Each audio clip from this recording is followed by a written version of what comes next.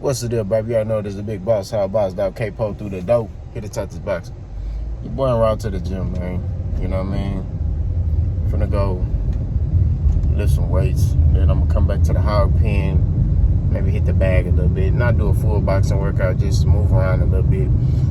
But we're gonna talk about Timothy Bradley. He had an interview the other day, a couple of days ago. He was interviewed by one of these YouTube boxing channels. I don't know. I think I don't want to throw the names out there because I forgot. But he got interviewed, and they interviewed him about the Terrence Crawford, Errol Spence fight, or Errol Spence, Terrence Crawford fight, however you want to word it. And his energy changed. Now, he said some things I agree with. He said things I disagree with, so we're going to talk about it. So, Timothy Bradley basically broke down the fight. He talked about how this is a 50-50 fight in his eyes. He talked about how dangerous Errol Spence is. He talked about how technical Errol Spence is.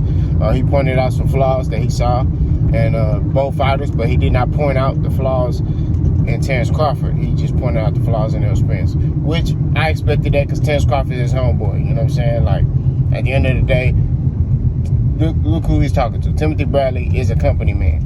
You know what I mean? So if he a company man for Top Rank, I know Terrence Crawford not with Top Rank. Terrence Crawford was with Top Rank for many years. Terrence Crawford used to help Timothy Bradley get ready for fights, all type of stuff. So he's not going to point out any type of flaws he see in Terrence Crawford. He's not going to help Errol Spence. That's just what it is. But he said Errol Spence is flat-footed, which I agree with at times. He pointed out that Errol Spence kind of lunges in, you know, at times, which I've seen that in a couple fights. Not every fight, but I've seen that in a couple fights where he's lunged in. But he's not saying Errol Spence would do this, but he's just saying that he's seen these flaws in Errol Spence, and he's basically stating that if Terrence Crawford is able to take away Errol Spence's jab, because Errol Spence is very technical, which I agree with, and he does a lot of things off the jab, which I agree with, that if Terrence is able to take that away, it could be a long night for Errol Spence.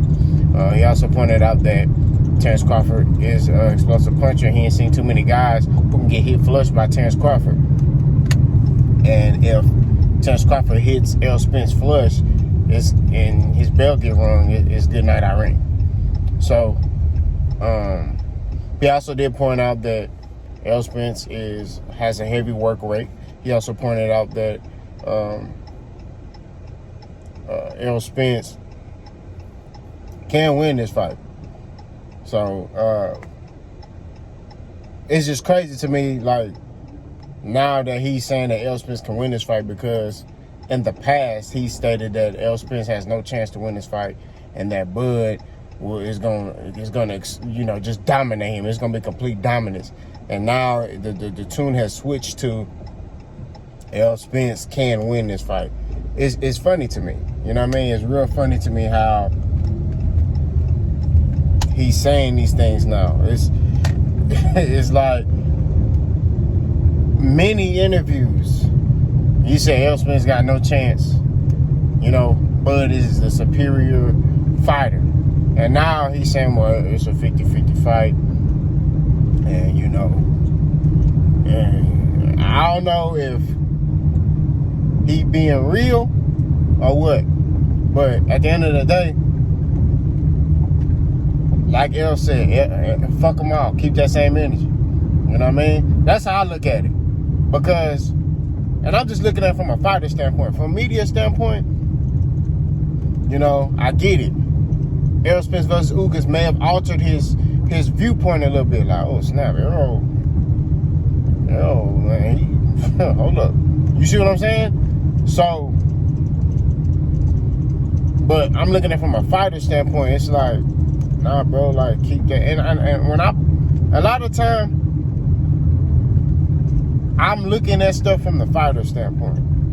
You get what I mean? Because I participate in this sport. You know what I mean? But at the end of the day, I do look at it from the media side too. The media side, he may have been influenced by that Ugas fight. He may have saw like, Errol Spence, man, this motherfucker here. So it may have changed his mindset a little bit. Like that, maybe I was being a little too harsh on Errol. Whatever the case is, whatever the thing is. Now, me personally, I already broke down this fight, and Tim Bradley basically stated what I stated in my fight. But I don't see Terrence Crawford stopping Errol Spence. I don't see that happening. I could see Terrence Crawford outboxing Errol Spence. You know what I mean? If he's able to take away Errol Spence's jab, if he's able to have the legs to use lateral movement, you see what I'm saying? And fight a great fight, like perfect fight, to where it's effortless. You know what I'm saying? If he's able to do that, I can see him winning by unanimous decision. I don't see him stopping Errol. I see Errol stopping him, though. That's just what it is. And it's only because of the flaws of Terrence Crawford. His ego gets in the way. He gonna try to get in there and try to dog with Errol Spence, and that's not gonna happen. You know what I mean? I told y'all, I've been watching Terrence Crawford since he had dreads. Matter of fact, I know we talk about Timothy Bradley, but we gotta talk about these comments. We finna flip this. We finna flip the script. So last night, I don't know, it's a dude, his name is Soldier or something, 615-919, whatever the hell it is, came in my comment section, and I didn't read what he wrote, because like I said, when y'all write paragraphs, I'm not reading it. I'm not gonna lie to you. Unless you started off, you know, with something that's gonna catch my attention. But I don't even know what he started off with. You know what I mean? I think he started off with basically saying Errol Spence hasn't fought anybody. So when he put that, I'm not finna entertain it, because of the fact this nigga fought, you know, better. Anyway, we don't need to go into detail. But he basically pulled up Terrence Crawford's career. You know, fights from 135 to 140, 147. And he was like, oh, this dude is a gold medalist. Look, let me explain something to you. All right? All y'all bud buddies, because that's what we're going to call you. Because I'm a Terrence Crawford fan. Like I said, I've been watching Terrence Crawford since he had dreads. All right? All y'all bud buddies who recently became Terrence Crawford fans, and a lot of y'all not even Terrence Crawford fans, y'all just don't like Errol Spence. That's what it boils down to. A lot of y'all just want to see Errol Spence lose. A lot of y'all not even fans of Bud Crawford. Because I be seeing the same people on different opponents that Errol Spence fight. Y'all root for the person that's going against Errol Spence. You see what I'm saying? A lot of y'all not even Bud Crawford fans. And I know this dude is not a Bud Crawford fan based off the stuff he was telling me. This dude tried to come on here and say that the stuff that Terrence Crawford has done in his career is far more better than Errol Spence. That's why it makes Terrence Crawford the better fighter. Okay, let's start off right here. 135 Terrence Crawford, he wasn't there that long. Okay, so he was a killer, but he didn't fight Adrian Broner. Adrian Broner's at 135, but I think Adrian Broner moved up after that.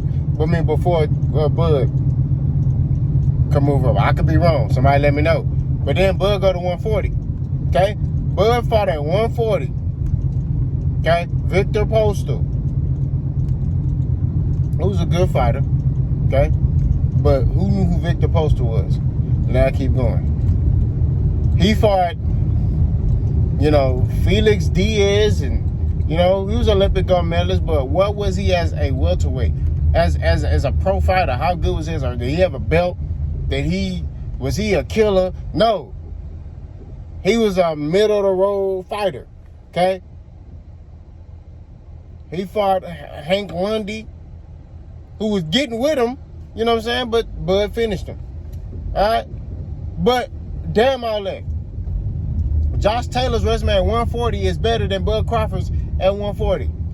Josh Taylor's road to undisputed at 140 was more dangerous than Bud Crawford's. Danny Garcia's road to undisputed at 140 was better than Terrence Crawford's. Terrence Crawford didn't really fight nobody like that. The only person I give him credit for at 140 is Victor Postal. But when you say stuff like this, they getting their feelings. Oh, it's like, bro, at the end of the day, nobody's saying he sucked. We're just saying that he ain't fought no elite competition. You know what I'm saying? That's just what it boils down to. He ain't fight no killers. He ain't fight nobody where you be like, damn, I don't know. All his fights, he be favorite to win. All of them. Name one fight Bud Crawford was not favorite to win. Don't worry, I'll wait. I'm waiting.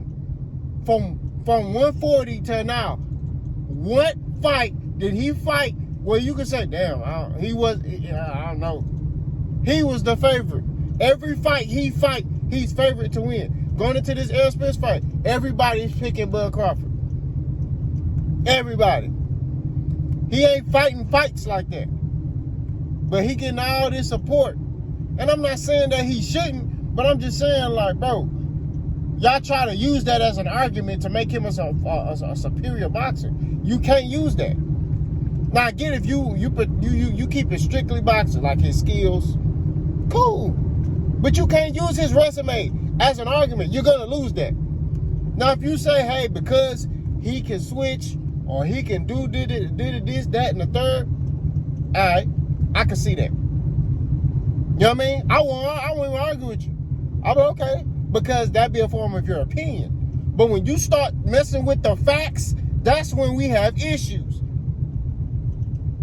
I can name 3 fights that Errol Spence fought at 47 that trumps Bud Crawford's resume at 47. Kell Brook, Sean Porter, Ugas. Boom. And Buddy was finna fight Pacquiao. He just hurt his eye. So just imagine if he got to fight Pacquiao. But if he fought Pacquiao, he probably wouldn't get to fight Ugas. He'd be fighting Terrence. He would have been fought Terrence Crawford right now, possibly. But that's what I say. Like, 3 fights Errol Spence fought that are better than any fight that Terrence Crawford has fought at 147. Dude talk about Bud got more accolades than Errol. Errol got 3 belts. What accolades do he have? What accolades? We done with him. I done killed that argument. Other dude said Errol Spence is a weight bully. You know, Bud actually came from another weight class. Errol's been in 47 and all this stuff. Last time I checked, Errol Spence not killing himself to make 147. If I'm not mistaken, I think for the Ugas fight, he weighed a pound under weight. He didn't look weight drained or anything. So how is he a weight bully when he's comfortably making the weight? Don't worry, I'll wait. I'll wait. How is he a weight bully when he's comfortably making the weight? This man ain't struggling to make weight, nothing. He making it comfortably. He ain't have to wear no sauna suit for this camp, nothing. He's making the weight comfortably, no problems. So how is he a weight bully? You see what they try to do? They try to do any and everything to discourage this man. And Ugas was bigger, I think it's bigger than Errol Spence.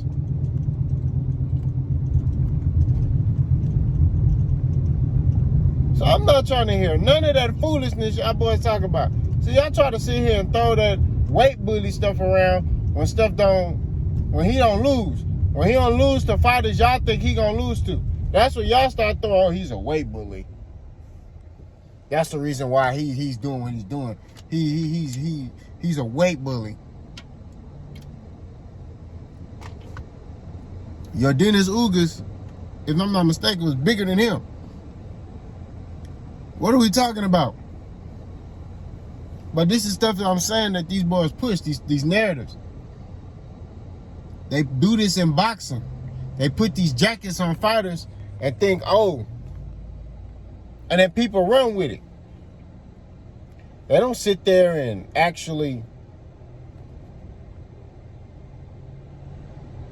proportionately, appropriately, you know what I'm saying? Like for Bud, if they say, man, Bud is a great fighter, but he's yet to have that big fight. That's how you break down the fight. You don't sit there and be like, oh man, Bud is the greatest of them all. Okay, cool. You can say he's a great fighter. That's an opinion. But when you start sitting there saying, Bud didn't fought this person, you trying to use oh, he fought this dude who's an Olympian. Bro, that has nothing to do with pro boxing. And I'm going to kill that one too. Shakur Stevenson won the silver medal in the Olympics. The guy who beat Shakur Stevenson won the gold medalist. That guy who won the gold medal over Shakur Stevenson had his first fight and got knocked out. And we ain't heard nothing from Buddy since. But Shakur Stevenson, who's a silver medalist, what is he doing right now? Don't worry, I'll wait. And that's why you hear stuff about styles. You hear this guy has a pro style. You have an amateur style and a pro style. Amir Khan, a prime example will be Amir Khan. He has an amateur style. Amir Khan has an amateur style that will get you points. That's what Amir Khan has. He has an amateur style. Fighters that got pro styles. Errol Spence had a pro style in the amateurs. You see what I'm saying? There's a difference. When you talk about boxing and you talk about stylistically as it pertains to the amateur and pros, it's just different.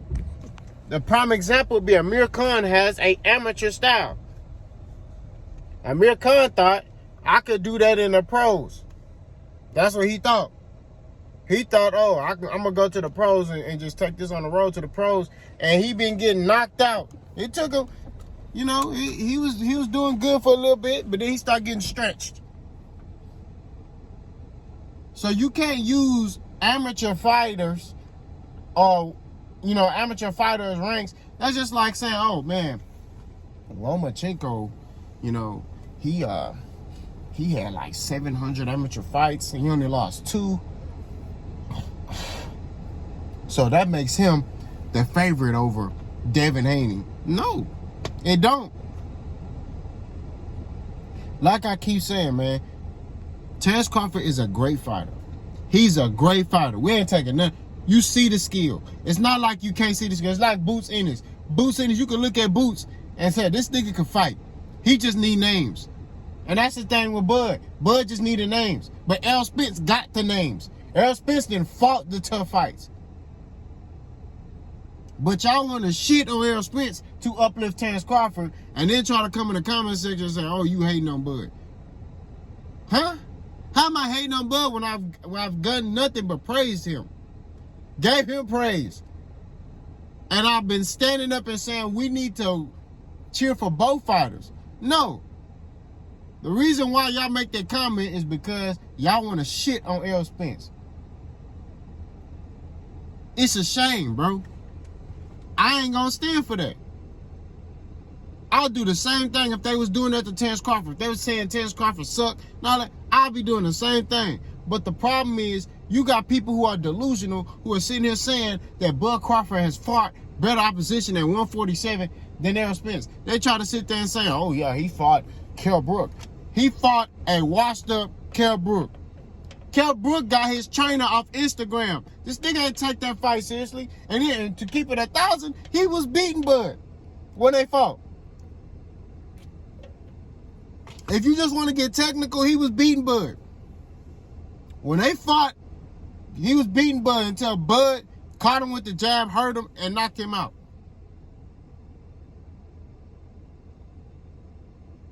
Errol Spence fought Kell Brook in his prime. Errol Spence was losing to Kell Brook. He figured Kell Brook out and stopped that nigga. So but when you bring up Kell Brook, oh, he already lost to Triple G. Yeah, he lost to Triple G. But he was beating the shit out of Triple G. He didn't fight Triple G and get destroyed. He was Go back and watch that fight. Kell Brook was beating the fuck out of Triple G. Triple G, the power just got to Kell Brook. And that's how he stopped him. You look at those scorecards, Kell Brook was winning that fight. If it would have went to the scorecard, Kell Brook would have won that fight against Triple G. Stop playing, bro. Y'all niggas be tripping. Y'all try to use that fight as a measuring stick. Bro, Kell Brook was beating the fuck out of Triple G. Boy, head was bopping. You would thought he was at a rap concert or something. That nigga head was bopping. He was getting his ass whooped. You know what I'm saying? Stop playing, bro. I'm getting mad. I'm getting mad. And only because of that. Right there. Because it's like, bro, y'all niggas really sit there and try to use that. Y'all literally, as grown men and women, sit there and try to, well, you know, Kell Brook, he got stopped by Golovkin. He was beating the fuck out of Golovkin. Golovkin caught him with a shot, broke his orbital, he had to quit. That's just what it is. But other than that, he was whooping Golovkin's ass. Golovkin didn't look invincible. That's when, truthfully, Kell Brook exposed Golovkin. He exposed that motherfucker. And you know what happened after that? That's when Canelo fought him. You see how that shit worked? Because Golovkin was looking invincible. He was looking like a machine. Kell Brook opened that door and opened some doors to some shit that was like, oh, I could do that. And that's when Canelo wanted to fight that motherfucker. Stop playing, bro. Stop playing. That's all I'm saying, bro. At the end of the day, you gonna come on here and come correct. If you're gonna keep it strictly boxing and say, hey, look, Terence Crawford beats Errol Spence because he has lateral movement, he can switch, and you know he's quick, and da-da, I'll ride with that. But when y'all start sitting there talking about because Terence Crawford, he's fought, he was undisputed at 140, that's where you lose me. Because you can't use that shit. And then, plus, Errol Spence hasn't fought anybody. Who has he fought? He hasn't. Man, shut that shit up. You don't even believe that shit. You don't believe that shit, bro. We're going to keep it 1,000. If we go down Errol Spence's resume, I named 3 fights that's better than Terence Crawford's resume at 147. Sean Porter, Kell Brook, your Dennis Ugas. Those 3 fights right there. And he took them belts. He stopped Kell Brook. He knocked down Sean Porter, but it was a war. And then he stopped your Dennis Ugas, beat the shit out of him, broke his bone in his eye too. What are we talking about? This is stuff I be talking about, man. This is stuff I be talking about. Y'all come in the comment section and y'all just spray bullshit. I don't even know if y'all believe what y'all be saying. Some of y'all think y'all just say this shit just so I can comment back. But I told y'all I don't run for no smoke. Final comment that I saw. One motherfucker says, when Terence Crawford beats Errol Spence, you better... I start laughing. But the motherfucker said, you better come on here and apologize. And I start laughing off that one. That shit was funny in the motherfucker. Let me say this here. I don't run for no smoke, okay? I've been wrong before picking fights. It is what it is. It's sports. That's what happens, all right? I ain't gonna lose no sleep or whoever wins this fight. I'm breaking down this fight unbiased, all right? But I'm vouching for a fighter who people trying to put a jacket on, put a narrative on. Because in boxing, when a lot of people start rallying together and saying one thing about a certain fighter, people start believing that shit. I ain't finna let that happen. When you sit there and try to say Errol Spence is afraid of Terence Crawford, that's when I'm gonna correct your ass. All day, every day. Because I'm like, how this motherfucker afraid of Terence Crawford? He fighting fights he could lose. This nigga fighting fights he ain't favorite to win. All Terence Crawford fights, he's been the favorite. All of them. He's the favorite in this one. All these fights, he's the favorite. So how the fuck, you know what I'm saying? This nigga fighting fights he ain't supposed to win. Errol Spence be in a lot of 50-50 fights. But that's what happens when you fight killers. Bud try to say, oh man, nobody want to fight me, man. I'm the boogeyman. No. Because Paulie Malignaggi brought this up. And this is a great point. And I'm going to conclude with this. When that motherfucker was a free agent, he had an opportunity to go where the other welterweights were. Okay? All the other welterweights and champions were at PBC. When you call yourself the best, when you feel like you're that dude, when you feel like you could beat everybody, you go where these motherfuckers are at and you beat them. Why? Because it's easier to make these fights happen. Bud knew. I don't want to hear that shit about, oh man, when fighters want to make the fight, they can make anything happen. No. If I'm a promoter and I got a fighter, I got one fighter, but the other network got all the other fighters, why would I take him to this other network where he potentially could lose and lose a belt? If I got all the champions on my network and I got a Bud Crawford, let's say I got Bud Crawford, Errol Spence, Sean Porter, Keith Thurman, I got all of them. Let's say I'm Al Heyman. I got Terrence Crawford, I got all of them. Okay, if Terrence Crawford lose, I could easily put him back in the round robin to get a belt. But if Terrence Crawford is on top rank, I'm Bob Arum, I got Terrence Crawford on top rank. If I send him over to PBC to fight and he lose, then that's it. How the fuck he gonna get back in the runnings to get his fight? Get a belt back. He got to start all over. Because PBC gonna stay and keep them. And I guarantee you, if it was the other way around, if Top Rank had all the welterweights and Errol Spence was the only champion on PBC, Bob Arum, and we've seen this shit, Bob Arum is not gonna make no deal with no fucking Errol Spence. We've seen that shit. We seen it. If Top Rank had all the welterweights, they had, don't even say how all the welterweights. Let's say Top Rank had all the champions, right? But Errol Spence was the only one on PBC, that fight wouldn't get made.